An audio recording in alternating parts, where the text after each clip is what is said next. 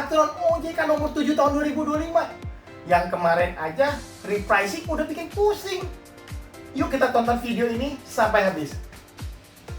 Nah, tenang dulu teman-teman semua. Sebenarnya aturan OJK nomor 7 tahun 2025 ini baik loh untuk setiap nasabah perusahaan asuransi, khususnya asuransi kesehatan. Beberapa tahun lalu, kita sebagai nasabah dipusingkan dengan yang namanya repricing alias penyesuaian nilai premi khusus untuk asuransi kesehatan yang mengcover biaya perawatan sesuai dengan tagihan. Nah, bahkan teman-teman, repricing ini sudah berjilid-jilid loh. Baru tahun lalu repricing. Tahun ini repricing lagi. Dan sampai-sampai kita kepikiran, jangan-jangan tahun depan repricing lagi. Ini kan yang ada di dalam pikiran kita semua sebagai nasabah asuransi kesehatan, betul?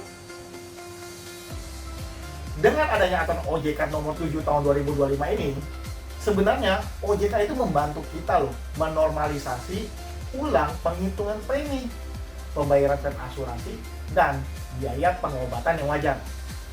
Dan pastinya teman-teman, aturan ini membantu menekan nilai repricing yang selama ini terjadi. Nah, repricing itu sendiri terjadi karena apa? Banyak faktor teman-teman. Salah satu faktor yang terbesarnya adalah adanya over utilities atau overclaim atas perawatan inap penyakit-penyakit yang notabene seharusnya nggak perlu rawat inap teman-teman, rawat jalan aja bisa.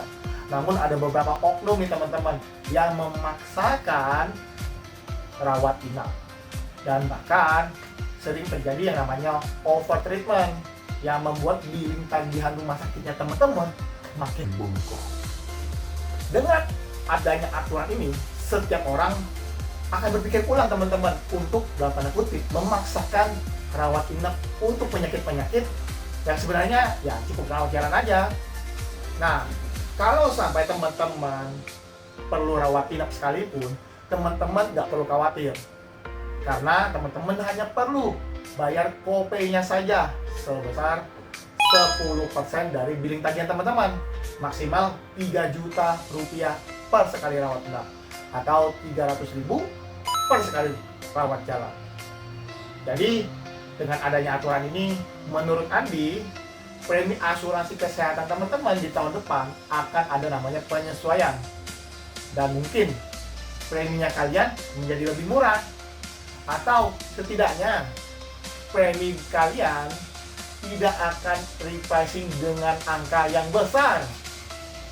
Jadi sebenarnya aturan ini menguntungkan ya untuk kita semua sebagai nasabah asuransi kesehatan. Untuk informasi lebih lanjut, teman-teman silakan hubungi Andi melalui DM IG atau WA ke nomor di bawah ini. Salam sehat, salam sukses untuk kita semua. Ciao.